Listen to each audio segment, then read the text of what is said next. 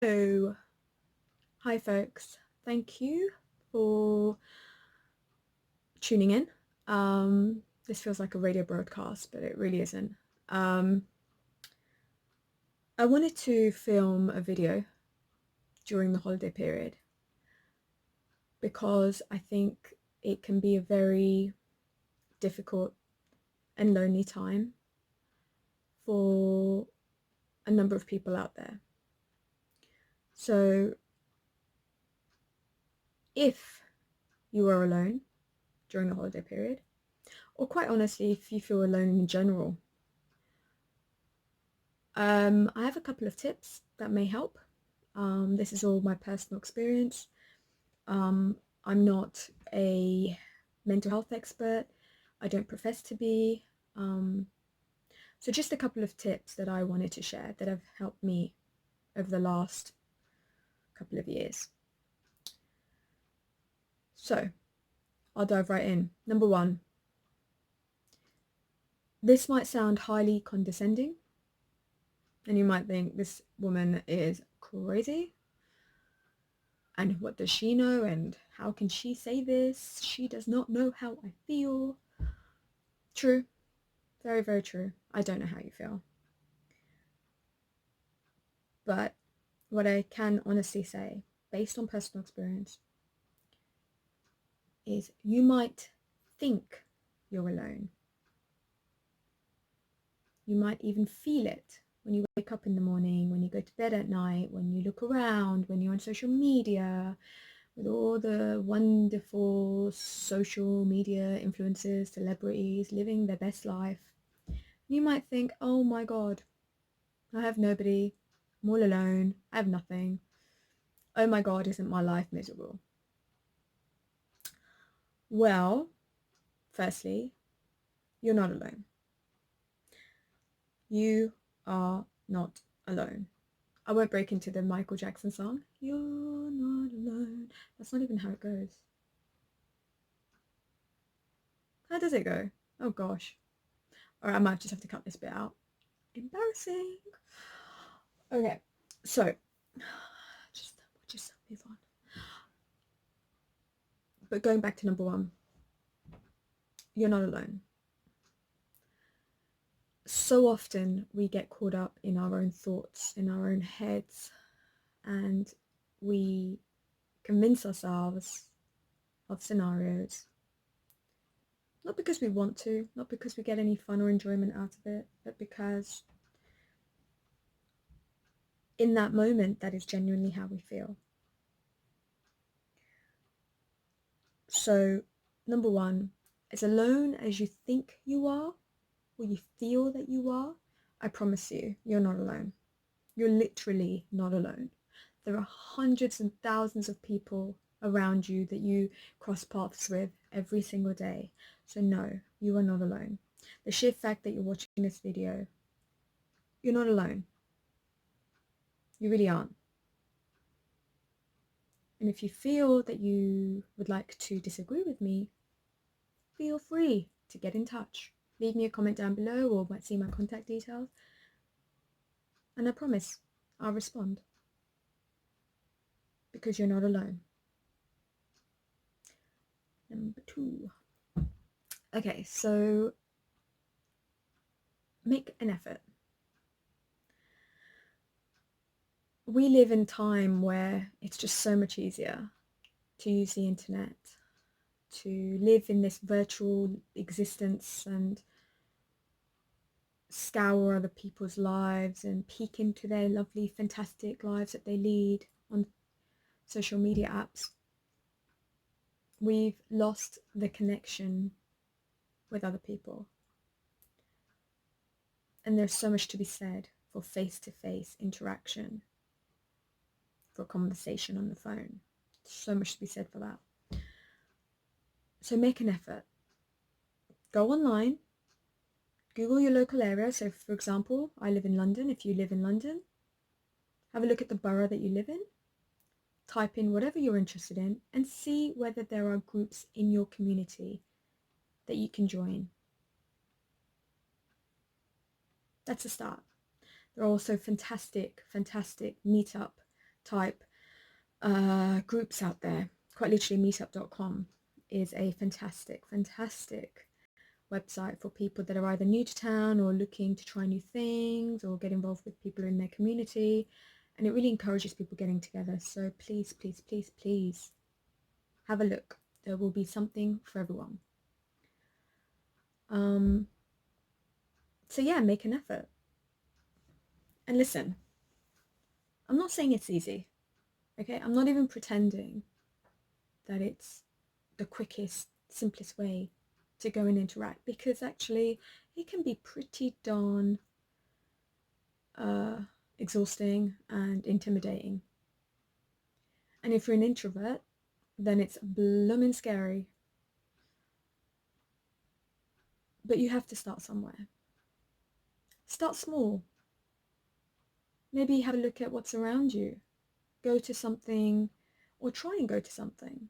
Try and go to for example, a meetup group or a community, I don't know, a book club, for example, where you'll be surrounded by other people, so the emphasis won't be on you. See how you feel. So from personal experience, I've used Meetup, and it is a fantastic tool. And for those thinking, oh, she's probably getting sponsored and she's probably going to get paid. I am not getting paid for this, folks. Not getting paid. This is all my personal experience. I found it really scary. I was really intimidated. I remember thinking, oh my gosh, these people are going to think I'm crazy. They're going to think I'm a loser. But I used it a lot during a period of my life where I felt incredibly alone. And that period lasted for about 2 years. It was a very difficult time of my life. I'm more than happy to go into detail. It's not the purpose of this particular video. So if you would like to hear more about that scenario, and I mean, to give you a little bit of detail, I had a very strong group of girlfriends that I've known for about 15 years or more, perhaps, actually, since childhood, in fact. And they ended up becoming quite toxic for me. So I literally had to cut out 90% of my friends and my closest friends. It felt like a death. It was a terrible period of my life, and like I said, I'm more than happy to discuss it. So if you'd like to hear about it, leave me a comment below, and I'm more than happy to share it. But we digress. So back to the point. I used Meetup quite a lot, and the first couple of times I went, it was just weird. Not gonna lie. I felt weird. I felt very self-conscious. But what I found was everyone is in the same boat. Everyone is there to genuinely meet other people and to try new things, and you know, you'd be surprised at how much you learn. You may not make lifelong friends from it. I'm not saying you will. You may do if you're fortunate, you may do, but you'll learn a lot about yourself in the process. So make an effort. Number 3, get out of your head. Literally get out of your head. Well, that doesn't really make sense, literally, because you can't really get out. But I mean, you get the point. Oh, I'm coming across like a crazy woman this evening. All right, so by get out of your head, I mean buy a journal, as in a physical journal, or even get a piece of paper and a pen. Pen is very important. And scribble down how you feel. It doesn't have to be, dear diary, today I went to the mall. It doesn't have to be that. It can be, crap, I had a rubbish day today. I just don't have anything to write, but I'm writing for the sake of writing because this crazy woman on YouTube told me to write. That will do. That's fine. Point is, there is so much to gain from putting pen to paper. I keep doing this. I have no pen in my hands, folks. So yeah, I'm a bit crazy. But back to the point. Yeah. Start writing your thoughts down. It will do you the world of good. It is actually a proven method that psychologists use.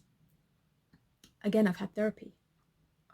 So I say this from personal experience.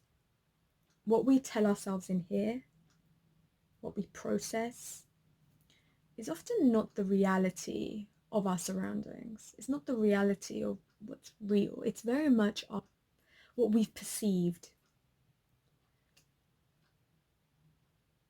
So do yourself a favor and write down how you feel. You will feel so much better the moment you do it. Make it a regular habit. Write down how you feel. All the bad, but maybe also some of the good. Maybe you had a bad day, but you had a small win. The small win could be, I had a Mars bar today. That's a win. Not everyone has chocolate in their life. Point is, that's a win. So be fair when you write. Number 5, I've lost count, folks. I'm really rubbish at this. Make sure that you look back at some of your journal entries. And if you're doing it consistently, you'll pick up a pattern of your thoughts and the types of thoughts you feed yourself. Read them back to yourself. Look for the evidence that then supports what you've written. For example, you might have written down, oh my God, I'm so alone.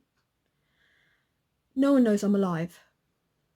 I mean, that's a bit drastic, but you get the gist. Right, what's the evidence to support that? Really? No one knows you're alive? Did you go grocery shopping today? Did you encounter a human being today? If you did, and even if you said hello, there's an acknowledgement of existence. That means you have no evidence to support what you're writing or what you're telling yourself up here that then comes out on paper. Be very, very careful. Be very, very careful, because what this method will show you is what we tell ourselves is often the absolute opposite to what goes on. I'm not saying you're crazy. I'm not saying you're wrong in feeling alone. I'm saying we feed ourselves, we feed our brain, and sometimes we victimize ourselves. So we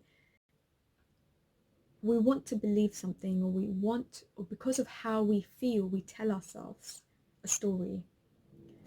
And the story doesn't always have to be factually correct. That's all I'm saying. At the very least, this process will start to give you an insight into your thought pattern, what you tell yourself on a day-to-day basis. That leads me on to my final point. I actually don't know what step we're on. 6? 5? I don't know.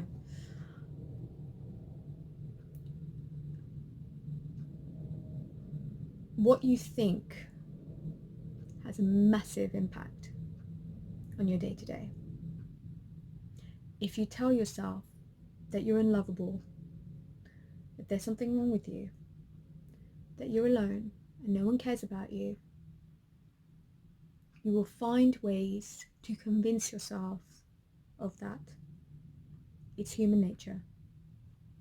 It's what we do. It's a story. And then we tell ourselves a story. And then the story repeats itself day in, day out. There's a phrase called fake it till you make it. I love it. I love that phrase because I think it's so true. So in some of my loneliest times, when I felt really, really unhappy, I've personally woken up every morning and told myself it's going to be a fantastic day. I may not have plans today, but I am going to find something to do. And I forced myself to go out and to do something. That something could have been anything. Back then, I think I went to a local coffee shop and read a book. And actually, it's funny, I would do that on a regular basis, and I always met people in the coffee shop. Actually, comment down below if you find that when you're in a coffee shop and you're by yourself having your latte or your Americano, whatever you love, and people find a way to come and start having conversations with you. I don't think I'm alone in that, actually. I think it's lovely. I think it's lovely that people do that. And I think it's another example that if you put yourself out there and you're open to people coming over to you, you'd be surprised at the number of people that will happily have a conversation, happily take a seat next to you. And quite honestly, if they do, there's no harm in saying hello to them, asking them how their day's going. So yeah, if that happens to you, comment down below. I'd love to hear your stories. So yeah, there are so many ways that we can improve the situation that we're in. And when it comes to loneliness, I'm a true believer that it can be overcome. I think as a community, we can do more for people that are perhaps elderly, perhaps alone. If you're in school and you know that there are, people around you that look lonely or unhappy or sad, or you know that they're sad, reach out, be a friend, lend a helping hand. Because quite honestly, that's the true gift that we can give each other. I'm not trying to be corny, but people are so transfixed on materialistic rubbish these days. And listen, I'm not saying I don't love a great Gucci bag or Prada bag or whatever the hell it is, but there is so much to gain from lending a helping hand. So the next time that you're in a coffee shop or you're in a queue somewhere or you're in a school or wherever the heck you are, strike up a conversation. Hi, how are you doing? Are you okay? It's not going to hurt you. You might be surprised at the smile that you put on that individual's face and the warmth you bring to their lives.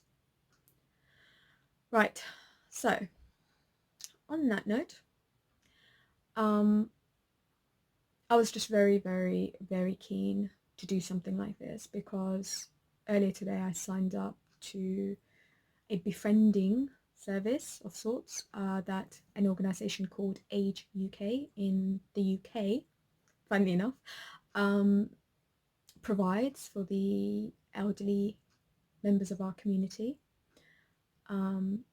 It's a volunteering service where I've signed up to basically go visit those that have signed up for the service, have a cup of tea, have a cup of coffee, which I think is something that people just don't do anymore. But that's my way of giving back. And I know that I've been on the other side. I know I've been incredibly lonely at different periods of my life. So there's a big part of me that wants us all to respond to each other in the way that I wish people had responded to me. So I will now stop talking. Get in touch. Leave me a comment down below or send me a message and I will respond, because you are not alone. You're surrounded by all of us. So hang in there and I promise you it will get better. Right.